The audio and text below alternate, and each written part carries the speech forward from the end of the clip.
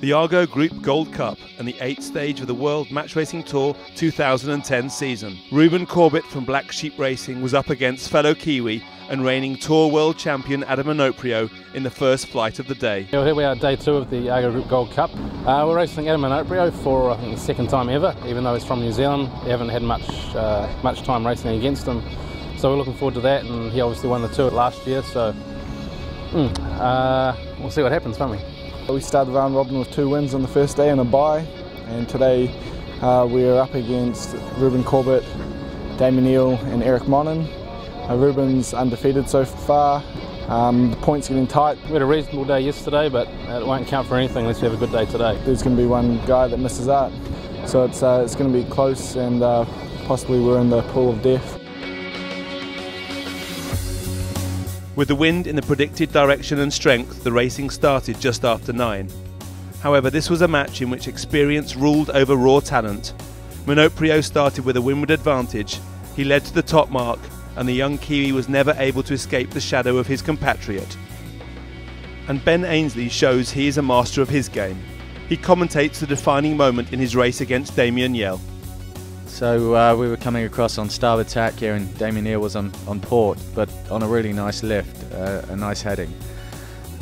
He was going behind us, which we didn't really want, so we brought the bow down to make it difficult for him, and to try and slow him down, and then did a nice slow tack over onto port tack, onto the lifting tack, and he tacked over, which was good for us. We were able to cross ahead on port and stay on the lifted tack and make a good game.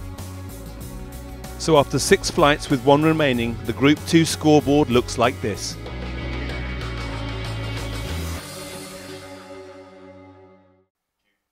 We pick up some action in Group 3, Flight 5, Match 3, with Johnny Bernson up against Ian Williams. Yeah, we had a quite even start, and we were going on the left side of the course, and we managed to keep Williams on the left side. Managed to pass ahead of him at the top mark, but he was really fighting against us all the way around, and we were struggling to keep him behind us, and we managed to let him stay there all around the course, so that felt really good. It was a very close race against Johnny Bernson, but all credit to him, he sailed well and stayed out of trouble and got the win. So far it's very even. We have 4 wins, 2 and 1 losses.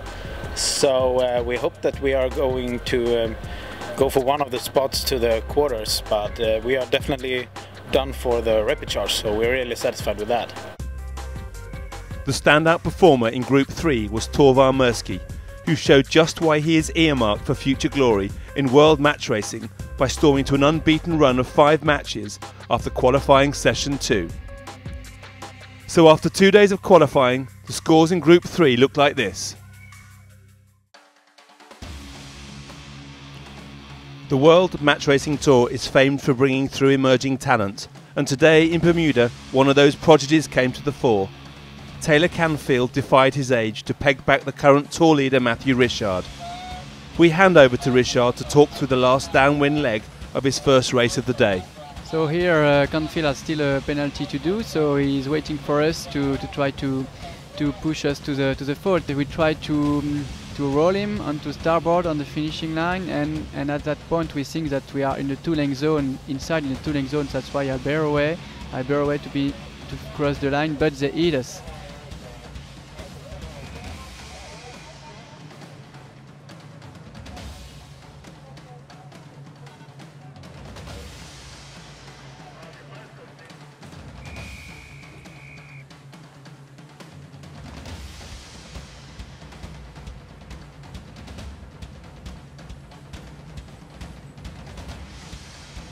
Unfortunately, the umpire decides that we are not in the zone when I bore away.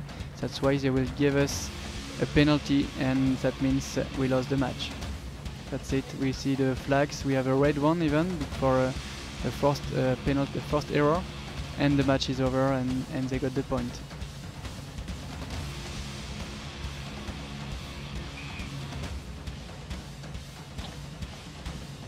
Started off the day racing Matthew Richard, and had a big race against him.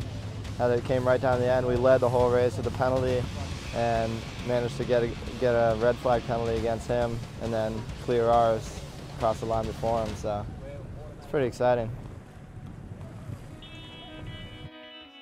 So Bermuda has given us some raw, dirty and utterly brilliant match racing, and this is still only qualifying.